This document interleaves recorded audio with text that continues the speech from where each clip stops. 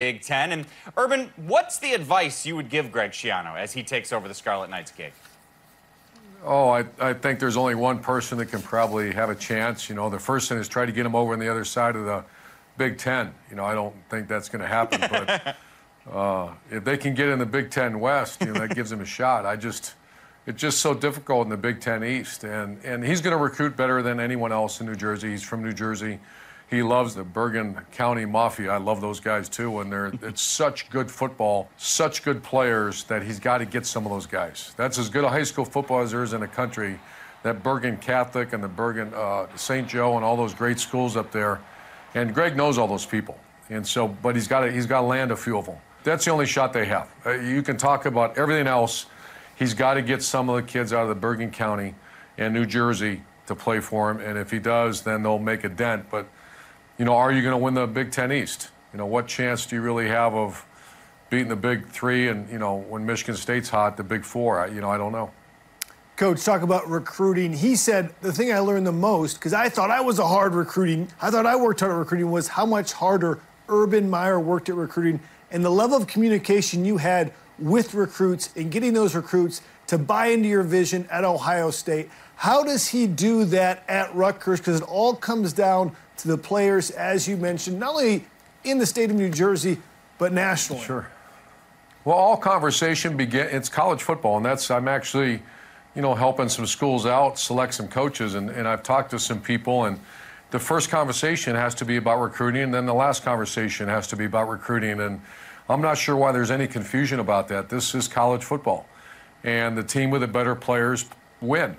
Now it also includes development and academic performance and all the things that come with it. But remember where it starts. It starts with recruiting. And Greg is a natural fit. Chris Ash is one of the best recruiters I've ever been around, but he wasn't from there and he didn't have the ties to that state.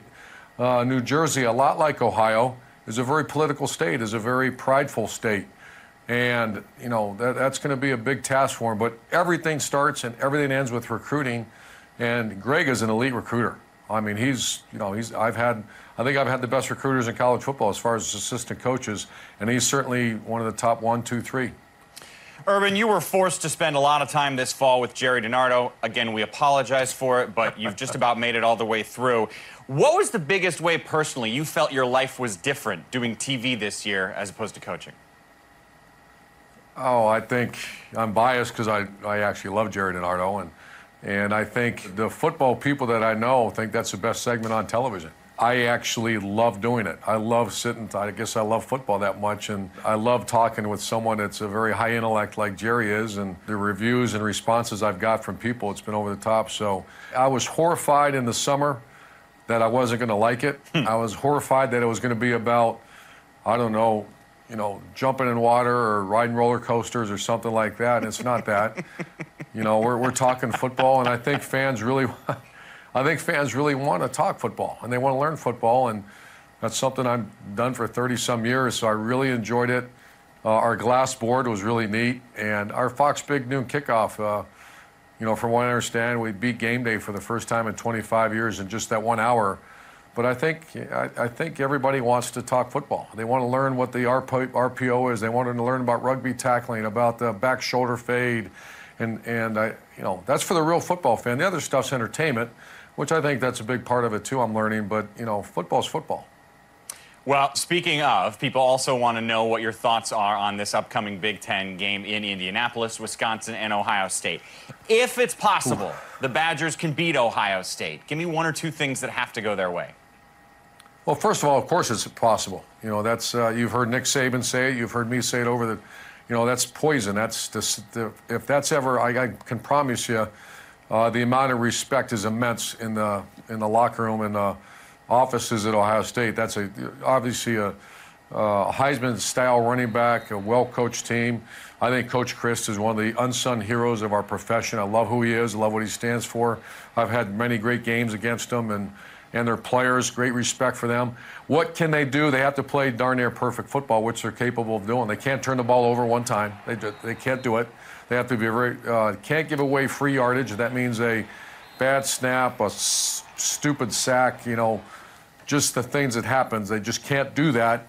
And then they got to obviously execute very well. I mean, I know that's very simple what it said, but I've been in those type of games, and the way you practice and the mentality that the focus your team has to have to win like game like this, I think they're going to make a great showing. I just don't know if they have the horses to do it. Last 3 weeks, Penn State, Michigan, the rival of Ohio State, and now Wisconsin, a team you beat, but you got to beat them twice, and that's a good football team. How much does this back-to-back-to-back games for Ohio State play into as far as health-wise? Look at Justin Fields, a little bit banged up against Michigan, and also beating a team that's a quality football team twice in the same season. Well, I think you know that. That's a great point. That the health, for example, Alabama is really struggling right now, and you can say with the coaches, you can say this, whatever. It's because they're banged up. They got some quality people hurt. You can look at Ohio State's schedule. That it turned out to be a very non-difficult schedule early on, but the last few games they're a little bit banged up, and so that's going to be very important in how Ryan Day practices, especially on today. Today's Wednesday, and the later you get in the year, it used to be Thursday was your recovery time. Now Wednesday becomes your recovery time, and then after, as you get closer and closer to if you make it to the championship game, it's Tuesday becomes your recovery time, just from the sheer fact of volume of 16 weeks of doing this. And so he's got to have a very good strength staff. He's got to have a very good training staff, and they have to be all aligned and on the same page. And I know they are here, and I imagine the same thing with Wisconsin. Urban Meyer, really appreciate your time, and I'll make sure Jerry heard you say those nice things about him. Thank you, sir.